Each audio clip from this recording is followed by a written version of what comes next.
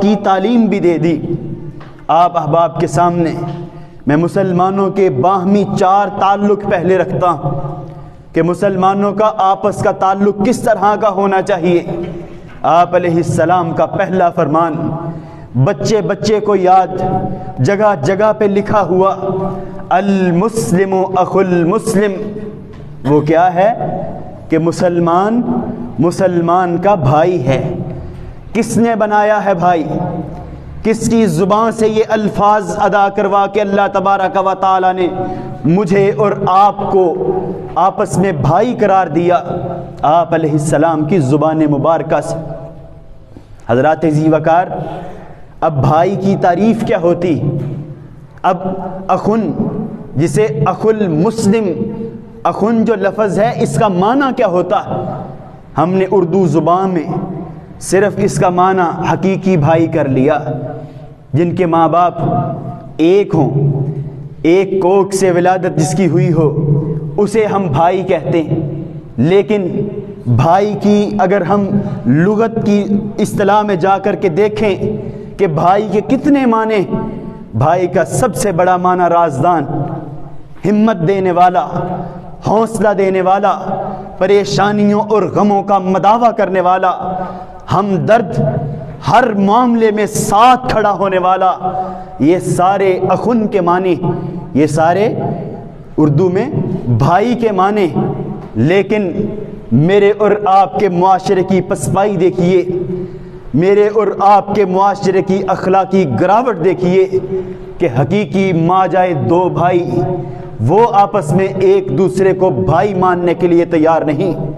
وہ آپس میں بھائی کے معنی اور مفہوم کو سمجھنے سے قاصر۔ وہ عام طبقہ ہو، وہ لیبر طبقہ ہو، وہ سرمایہ دار ہوں، ہر طبقے میں آپس میں حقیقی بھائیوں کے اندر چپکلش نظر آتی۔ کیا معاملہ ہے؟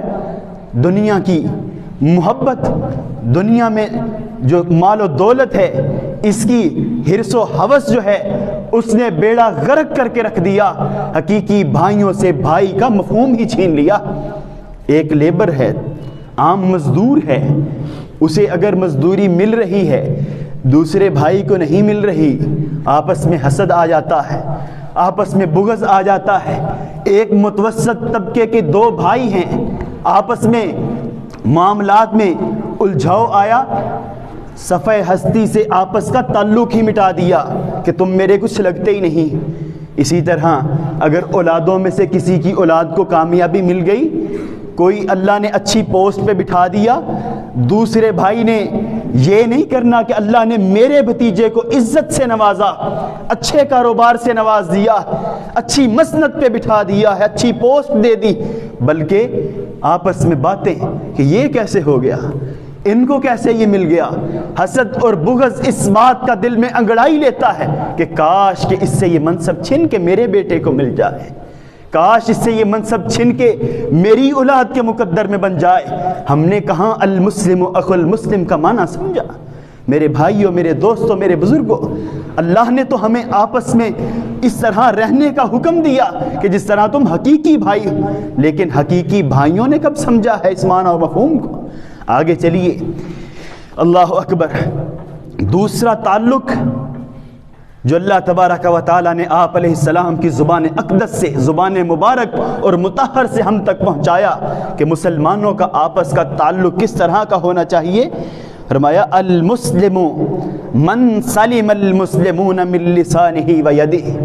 مسلمان آپس میں اس طرح کا تعلق رکھیں کہ ایک مسلمان کی زبان سے اور ہاتھ سے دوسرے مسلمان کو کوئی تکلیف نہ پہنچے۔ مسلمانوں کا آپس کا تعلق اس طرح کا ہونا چاہیے۔ لیکن میرے اور آپ کے معاشرے نے کیا اس تعلق کو سمجھا؟ حضرات ذی وقار، ہم کس طرف جا رہے ہیں؟ کیا کبھی ہم نے غور و فکر کیا کہ اللہ نے ہمیں کس طرح کا تعلق قائم کرنے کا حکم دیا اور ہم کہاں پہ کھڑے ہوئے؟ المسلم من سلم المسلمون من لسانہ و یدہ۔ ہم نے اپنے آپ کو عقل کل سمجھ لیا۔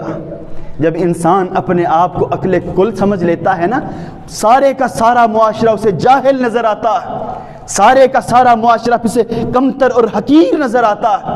پھر انسان اپنی زبان سے کہ تیر چلاتا ہے، انگارے اگلتا ہے، اسے کوئی پرواہ نہیں ہوتی کہ سامنے کون ہے، سامنے جس سے میں مخاطب ہوں میں نے اسے کس طرح بات کرنی، میرا محسن ہے، میرا مربی ہے، میرا باپ کھڑا ہوا ہے، یا میرا استاد ہے، یا مجھے پڑھانے والا، سکھانے والا، یا مجھے بہت کچھ بتلانے والا، یا عام انسان اللہ کا عام بندہ کھڑا ہوا جس کا دل دکھانے سے مجھے منع کیا گیا۔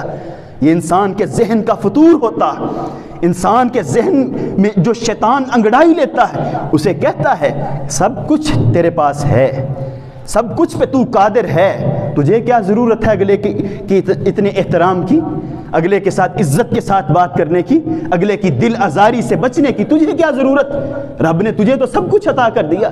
جب انسان میں یہ ذہنی فطور آتا ہے تو پھر انسان المسلم من سلم المسلمون من لسانہ و یدہ کا جو تعلق ہے اس کی دھچیاں اڑا دیتا ہے، پھر اپنی زبان سے تیر چلاتا ہے۔ اگر کہیں پہ ہاتھ تو کہیں کہیں استعمال ہوتے ہیں نا، اب اصل تو زبان ہے، سوشل میڈیا کا دور ہے، جو ذہن میں آیا وہ اپنی زبان پہ لے آئے یا اپنی تحریر میں اس کو لے آئے۔ جس نے اپنی تحریر کے ذریعے، سوشل میڈیا کے ذریعے اپنے کسی مسلمان کا دل دکھایا، کسی بھی انداز میں، وہ سامنے بیٹھ کے اس کی غیبت کر کے اپنی زبان اور ہاتھ سے دوسرے مسلمان کو محفوظ نہ رکھا، الگ محفل میں بیٹھ کے، کسی دوسری مجلس میں جا کر کے، اس کے سامنے کھڑا ہو کر کے کسی اور طریقے سے جو تھانے کلچر کے طریقے ہیں ہمارے، پولیس کے ذریعے اس کو ہاتھ ڈلوایا، تو یہ انسان مسلمان نہیں ہے۔ اللہ کے پاک پیغمبر مسلمان کی تعریف بتلا رہے ہیں کہ مسلمان وہ ہے جس کی زبان اور ہاتھ سے دوسرے مسلمان محفوظ رہیں۔ دوسرا طریقہ مسلمانوں کے آپس کے تعلق کا وہ اللہ نے یہ بتلایا ہے کہ آپس میں زبان اور ہاتھ سے دوسروں کو محفوظ رکھنا۔ اللہ اکبر۔ حضرت امیر معاویہ رضی اللہ تعالیٰ عنہ، کہیں رضی اللہ تعالیٰ عنہ، جب انسان کے دل میں بغض آ جاتا ہے نا، جب انسان کے دل میں ذہن میں فتور آ جاتا ہے، پھر وہ کسی بات پہ مطمئن نہیں ہوتا، اپنے بھائی پہ طنز کرنے میں کسی بات پہ رک نہیں سکتا۔ ایسے شخص کے بارے میں امیر معاویہ رضی اللہ تعالیٰ عنہ کہتے ہیں، 60 لاکھ مربع میل کا حکمران، کہتے ہیں کہ میں ہر شخص کو مطمئن کر سکتا ہوں سوائے اس شخص کے جو بغیض اور حاسد، جس کا ذہن اس کے کنٹرول میں نہیں ہے، جس کا دماغ اس کے کنٹرول میں نہیں ہے، اس کے دماغ میں فتور ہے، بغض ہے، حسد ہے، میں ایسے شخص کو کبھی اپنی ذات سے مطمئن نہیں کر سکتا، باقی میں ہر شخص کو اپنی ذات سے مطمئن کر سکتا۔ تو ایسا شخص جو اپنے آپ کو عقل کل، اپنے آپ کو سب کچھ سمجھنے والا ہو، اسے دنیا کی کوئی چیز مطمئن نہیں کر سکتی۔ اسے چاہیے کہ اللہ کے پاک پیغمبر کے فرامین کو پڑھے اور اپنی زبان، ہاتھ، اپنی سوچ سے اپنے بھائیوں کو محفوظ رکھے، پھر جا کے وہ مسلمان ٹھہرے گا۔ اللہ اکبر۔ آگے مسلم شریف کی روایت، اللہ کے پاک پیغمبر نے جو تیسرا مسلمانوں کے آپس میں تعلقات کا جو پہلو ہمارے سامنے رکھا وہ یہ ہے، 6599 نمبر حدیث، حضرت نعمان بن بشیر بیان فرماتے ہیں رضی اللہ تعالی عنہ، المسلمون کا رجل واحد، مسلمانوں کا آپس کا تعلق اس طرح کا ہے، المسلمون کا رجل واحد، ایک آدمی کی طرح، ایک آدمی کے جسم کی طرح کا تعلق۔ دوسری حدیث میں آیا ہے المسلم کالجسد الواحد، مسلمان آپس میں ایک جسم کی مانند ہوتے، ان اشتقا عینہ اشتقا کلہ، اگر اس انسان کے ایک آنکھ میں، ان اشتقا عینہ، اگر اس کی ایک آنکھ میں تکلیف ہوتی ہے اس کا سارا جسم بے چین رہتا ہے۔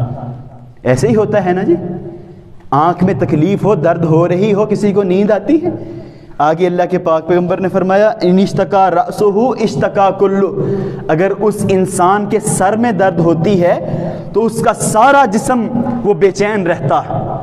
مسلمانوں کی کہ آپس میں تعلق کی یہ کیفیت ہوتی کہ ایک گھر میں پریشانی ہے، ایک محلے میں پریشانی ہے، سارے مسلمان بے چین ہیں، سب کو اس غم کا، اس پریشانی کا احساس ہوتا ہے۔ اگر احساس زندہ ہو، اگر ہم میں اسلام کی روح بیدار ہو، اگر نہ ہو میرے بھائیوں، اگر اسلام کی روح نہ ہو، اسلام سے، دین سے، ایمان سے، قرآن سے، رب رحمان سے اور آپ کے پاک پیغمبر سے اگر دوری ہو، پھر جو فلسطین میں ہو رہا، جو غزہ میں ہو رہا ہے، اس پہ کسی مسلمان کی جو ہے وہ انگڑائی آپ کے سامنے آئی ہے؟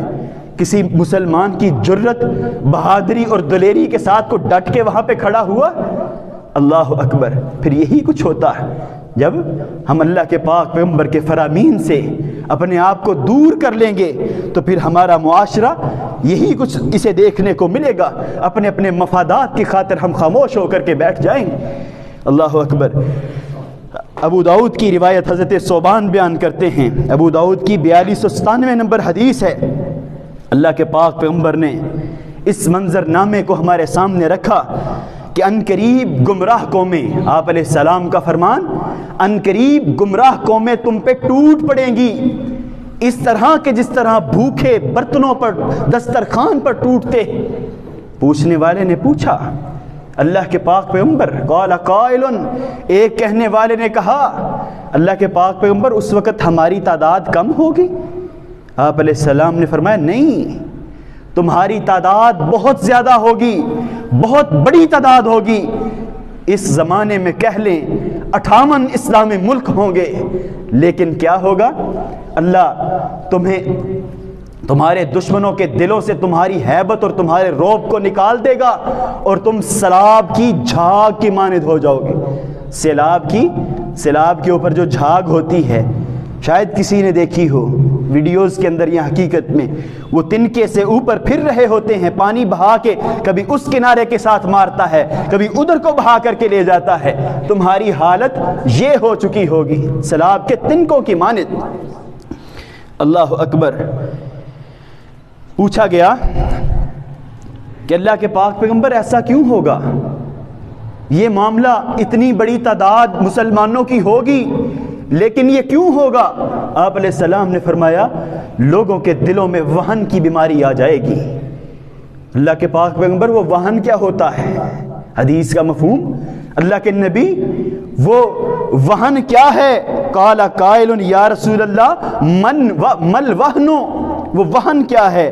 قال حب الدنیا و کراہیت الموت، دنیا کی محبت ہے، دنیا کی محبت اور موت سے نفرت۔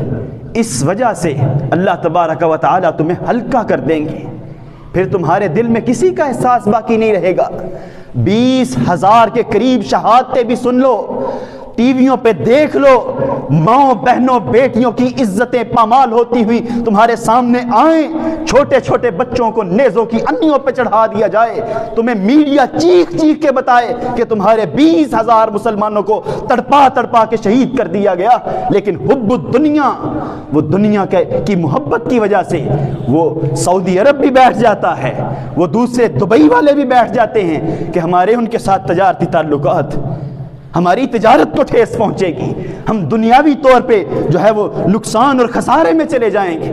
اللہ کے پاک پیغمبر نے یہ پہلے سے بیان فرما دیا کہ تمہاری یہ حالت ہونے والی، اگر تم دین اسلام سے دور ہوتے ہو، آپس کے تعلقات کو تم کمزور کر دیتے ہو، میری حدیث کو، میرے دیے ہوئے دین کو، اللہ کی دی ہوئی شریعت سے تم کنارہ کشی اختیار کرتے ہو، پھر تمہاری یہ کیفیت ہونے والی جو ہم دیکھ رہے ہیں۔ آپ علیہ السلام کی حدیث کے مفہوم کو اپنی آنکھوں سے، اپنے موبائل کی سکرینوں پہ ہم دیکھ رہے ہیں کہ کس طرح آپ علیہ السلام کی حدیث سچ ثابت ہو رہی۔ اللہ کے بندو، اللہ سے ہمیں پناہ مانگنی چاہیے۔ چوتھے نمبر پہ مسلمانوں کو جو اللہ نے آپ علیہ السلام کی زبان سے مسلمانوں کا آپس کا تعلق ہم تک پہنچایا کہ وہ کس طرح کا تعلق ہونا چاہیے۔ المؤمن کالبنیان، مسلمان عمارت کی مانند ہونے چاہیے، آپس میں یشد بعضہ بعضا، اس عمارت کی ایک اینٹ دوسری اینٹ کو مضبوط کرتی، ٹانگیں نہیں کھینچتی۔ بچوں کی ترقی کی وجہ سے، کاروبار میں کامیابی کی وجہ سے، ٹھیک ہے نا، وہ عمارت کی اینٹیں ایک دوسرے کو دھکے نہیں لگاتی، مسلمانوں کا تعلق اللہ کے پاک پیغمبر نے بیان فرمایا کہ کل بنیان عمارت کی مانند، ایک اینٹ دوسری کو مضبوط کرے، تقویت دے۔ تمہاری تقویت سے ہوگا کیا؟ تمہاری